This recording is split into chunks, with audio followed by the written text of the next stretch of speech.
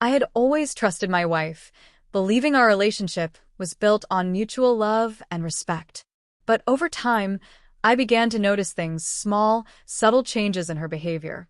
She started coming home late more often, her phone was constantly glued to her hand, and her once warm affection seemed to fade.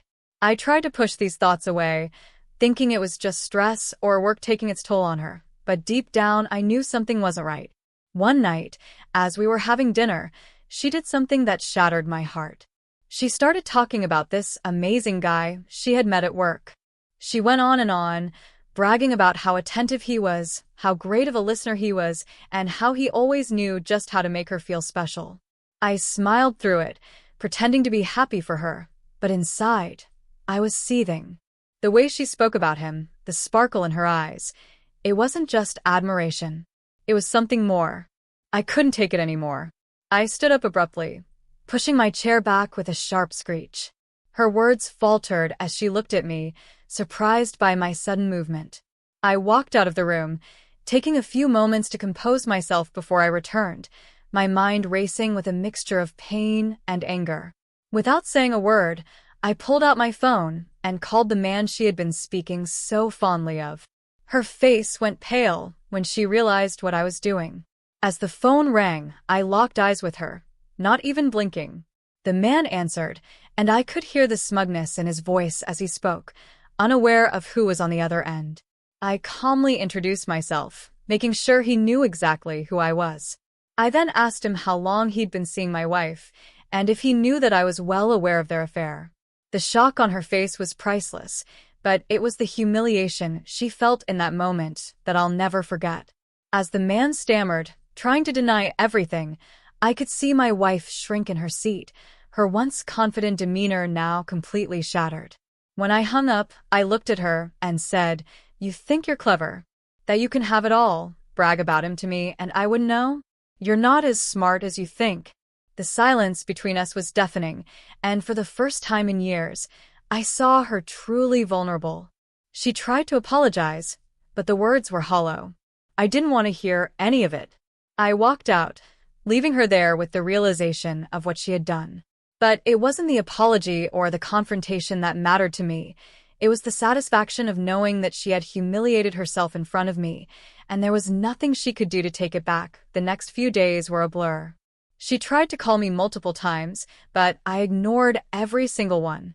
I knew she would try to justify herself, paint a picture of regret, or try to manipulate me into believing that she was still the woman I married. But I wasn't interested in her excuses. I'd already seen the truth in her eyes, the truth of betrayal, of her pride in her affair, and the way she had completely disregarded our marriage. A few days later, she showed up at my office, desperate to speak. Her eyes were red from crying, her face pale. She begged me to listen, to hear her side of the story, but I could barely look at her. I had been humiliated by her actions, but in this moment, it was her who was truly humiliated, standing there in front of me with nothing left to say. I calmly told her, "There's nothing left to discuss. What's done is done." Her voice trembled as she tried to plead for forgiveness, telling me how she'd lost her way and how much she regretted what she had done. She spoke of the guilt eating her alive, but I was no longer swayed by her tears. I had watched her gloat about the man she'd been seeing, heard her describe him as if he were her knight in shining armor. Now, all I saw was a woman who had no idea how much damage she had caused and how little it mattered to me anymore. "I don't want your apologies," I said coldly, my words cutting through the air like ice. "You've already shown me who you are, and frankly, I don't need someone who can't respect our marriage." She tried to argue, to beg for another chance, but I stood firm. There was no coming back from this. The trust had been shattered beyond repair, and I realized that my dignity, my sense of self-respect, were more important than trying to fix something that was beyond saving. She had humiliated herself enough in front of me, and I wasn't about to let her drag me back into that toxic cycle. The last thing I said to her before walking away was, "You'll never understand what you had until it's gone. But I'm done." I left her standing there, broken and defeated, and I felt no guilt. In the weeks that followed, I focused on healing. I didn't allow her to contact me. and slowly but surely, I began to rebuild my life. I spent time with friends, reconnected with my hobbies, and learned to enjoy my own company again. The betrayal had stung, but it also freed me. I was no longer shackled to a person who would treat me with such disrespect. As for her, I later heard from mutual friends that she tried to patch things up with the other man, but he had moved on. In the end, she was left alone, a woman who had lost everything by taking her marriage for granted. I'd humiliated her in front of herself, and that was enough. She never had the chance to fix what she had broken because, in the end, she didn't deserve to. And me? I walked away stronger, with a deep sense of self-worth. The lesson was clear. Never let anyone make you feel less than you are, no matter how convincing their lies or how good they make you feel in the moment. You have to know your value, and when someone else forgets it, it's their loss, not yours. Months passed, and I moved forward with a quiet sense of peace. The hurt from the betrayal didn't sting as sharply anymore, but there were days when I would catch myself replaying moments from our marriage in my mind. Those memories when I had believed things were fine, when I had trusted her with everything I had. It wasn't easy, but I slowly understood that those memories weren't mine to hold onto anymore. They belonged to the version of myself that had been naive and hopeful. I started focusing on my own growth, taking on new challenges, and embracing opportunities that I hadn't considered before. I took up traveling again, something I had always loved but had put on hold for years. I reconnected with old friends, and they reminded me of who I was before everything fell apart. They were there for me, giving me the strength I needed to keep moving forward. She reached out to me a few more times, but each attempt was more desperate than the last. One evening, she showed up at my doorstep, looking unrecognizable. Her eyes were hollow, her clothes disheveled, and her face gaunt from lack of sleep. She was broken in a way I had never seen her before, and for a moment, I almost felt sorry for her. Almost. "Please," she begged, her voice cracking. "I've made a huge mistake. I can't live with myself anymore. I miss you. I miss us." I stood there, silent for a long moment, letting the weight of her words hang in the air. Part of me wanted to be angry. Part of me wanted to shout at her for everything she had done, for the way she had humiliated me. But as I looked at her, I realized that my anger had long since faded. There was nothing left between us but a memory, and even that was fading quickly. "You didn't miss me when you were bragging about him," I replied, my voice steady and calm. "You didn't miss me when you chose him over us. So don't come to me now with these empty words." Her face crumpled as she realized I wasn't going to fall for it. The woman who had once been so confident, so sure of herself, was now a shell of the person I had known. She reached out a trembling hand, but I took a step back. There was no going back. "I can't help you," I said softly. "You need to find a way to help yourself. I'm not the answer anymore." With that, I closed the door and locked it behind me, the sound of the key turning in the lock a final symbol of the chapter one had closed. For a while, I didn't hear from her again. I moved on, knowing that I had done everything I could to be a good partner, that I had stood up for myself when it mattered. The humiliation I had felt had turned into empowerment, a realization that I was worth more than the lies and deceit she had brought into my life. It wasn't easy, but over time, I learned to trust again. I learned that sometimes the most important relationship you can have is the one with yourself. And as for her, I heard through the grapevine that she had ended up alone, her reputation damaged, her heart broken, and no one left to blame but herself. In the end, I was no longer bitter or angry. I simply wished her the best. After all, I had already won. Not because I had humiliated her, but because I had refused to let her destroy me. I had taken the power back, and that was the only victory that mattered. As the months went by, I found myself becoming more at peace with the situation. The anger, the hurt, it had all started to fade, and I realized something important. I wasn't defined by what she had done to me. I wasn't the victim anymore. I was a man who had endured, who had learned, and who had emerged stronger. I continued to focus on myself, diving deeper into my passions and interests. I took up new hobbies, started a fitness routine, and began to rebuild my social life in a way that was focused entirely on my own happiness. For the first time in years, I was living for myself, not for anyone else. It felt liberating. Eventually, I began dating again. At first, it felt strange, but as time passed, I realized that I had more to offer than I had once thought. I wasn't in a rush to find the one, but I appreciated the new connections I was making. I met women who valued honesty, loyalty, and respect. It wasn't perfect, but it was real. And that was all I needed. Then one evening, I ran into her again. It was completely unexpected. I was at a cafe with a few friends, laughing and enjoying myself, when I saw her walk in. She seemed out of place, her demeanor stiff and guarded, as if the weight of her past still haunted her every step. She didn't notice me at first, but I watched her for a moment, seeing the woman who had once been so full of life and now looked like a ghost of herself. Her hair was a bit longer, her face more tired, and her eyes lacked the confidence they once held. There was no spark in her anymore. She had let her choices define her, and it was clear in the way she carried herself. She finally looked up and caught my gaze. There was a flicker of recognition, then hesitation, and finally, she approached me. I stood up, my mind racing. I was calm, collected. There was no anger left in me, only the calm acceptance of what had happened. "Hi," she said softly, her voice barely above a whisper. I looked at her, studying her for a moment.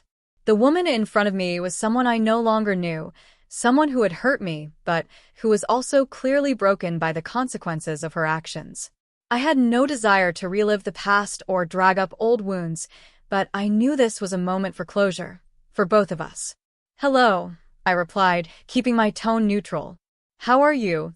She seemed to struggle with the question, her hands fiddling with the strap of her purse as she gathered her thoughts.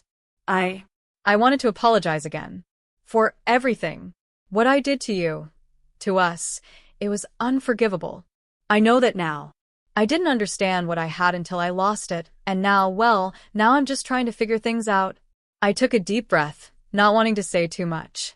I had forgiven her a long time ago. Not for her sake, but for mine. I didn't need her apology to move on, but I appreciated the gesture. "Thank you for saying that," I said simply. "But the truth is, I've moved on. I've found peace with what happened. I don't need anything from you anymore. I hope you find what you're looking for, but I'm not the one who can give it to you." Her eyes filled with a mix of regret and sorrow, but I could tell she understood. She nodded slowly, her voice trembling slightly as she said, "I just wanted you to know that I'm truly sorry. I never meant to hurt you." I nodded in return, offering her a small, genuine smile. "I know you're sorry, but sometimes sorry doesn't fix things. I've learned to live with the lessons it taught me. And I'm okay." She stood there for a moment longer, as if trying to read me, trying to see if there was any hint of the man she had once known. But I wasn't that person anymore. I was someone stronger, someone wiser, and someone who had learned that self-respect meant not accepting anything less than the best. After a long pause, she gave a final, quiet goodbyes before turning and walking away. I watched her leave, but there were no hard feelings. I wasn't angry with her. I wasn't bitter. I was just done. As she disappeared out the door, I felt the last bit of closure I needed settle into place. The past was exactly that, the past. It no longer had the power to control me. I had emerged from that chapter with more clarity and strength than I had ever imagined possible. And from that moment on, I realized that while the pain of betrayal had been a part of my story, it wasn't the end of it. It was just one chapter. There was so much more to come, and I was ready for it. As the days and weeks passed, I felt an overwhelming sense of liberation. I'd always thought that the pain of betrayal would define me, that it would linger and shape my future. But with each passing day, I realized it wasn't the betrayal that shaped me. It was how I chose to respond to it. I had taken control of my life again, and in doing so, I found a new sense of purpose. I became more intentional about the relationships I built. I was careful with my trust, but I was also open to the possibility of new connections. I realized that love, in its truest form, couldn't be rushed or forced. It had to come naturally, and when it did, it would be with someone who respected and valued me the way I deserved. My friends, the ones who had stood by me during the worst moments, played a key role in this transformation. They helped me rediscover the joy in the little things: spontaneous road trips, late-night conversations, and celebrating victories, no matter how small. They reminded me that I wasn't alone in this world, and that there was a whole community of people who cared for me. Work became another outlet for my energy. I threw myself into my career with renewed focus. The projects I worked on were more than just tasks. They became a way for me to prove to myself that I was capable of greatness. My dedication paid off, and soon enough, I was promoted to a position I had been striving for before everything had fallen apart. It felt like a fresh start, a validation of everything I had worked for, even when it felt like the world had come crashing down. And then one day, something unexpected happened. I met her, someone who made me believe in the possibility of love again. It wasn't an instantaneous spark like I had once imagined love would be, but it was something more real, more grounded.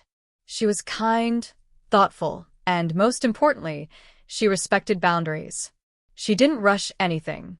We took our time, getting to know each other slowly and genuinely. Our conversations were easy, our silences comfortable. She wasn't looking to fill any gaps in her life with someone else. She was simply looking to share her life with someone who could meet her on equal footing. And I realized, for the first time since my marriage, that this was what real love looked like. The contrast between the woman I had once known and the one I was building something with now was stark. My past had taught me what I would no longer tolerate: disrespect, lies, and manipulation. I knew the difference between love that was genuine and love that was built on selfish desires. And this new connection wasn't about filling a void or rushing into something because we were both lonely. It was about shared values and mutual respect. I had finally learned the lesson that I was worth more than the pain I had endured. And in that lesson, I discovered a love that wasn't perfect, but it was real. It was healthy, balanced, and nurturing, everything I had once hoped for, but never truly found in the past. Looking back, I couldn't help but feel gratitude for the journey, even though it had been painful. The experience had forced me to confront parts of myself that I had ignored for years: my self-worth, my boundaries, and my understanding of what I needed from a partner. I knew that I was no longer the man who had been humiliated and broken by betrayal. I was someone stronger, someone who had found peace and had grown from the ashes of the past. In the end, I realized that no matter how much we try to control the course of our lives, there are things we can't change. People make mistakes, and sometimes they hurt us in ways we never thought possible. But how we respond to those moments, how we choose to rise from them, that's what truly defines us. And as I moved forward, I knew that I was the architect of my own future. I would no longer let anyone define my worth or my happiness. The woman from my past had her chance, but I had learned to let go. I was building something new, something better, and it was mine to nurture and protect.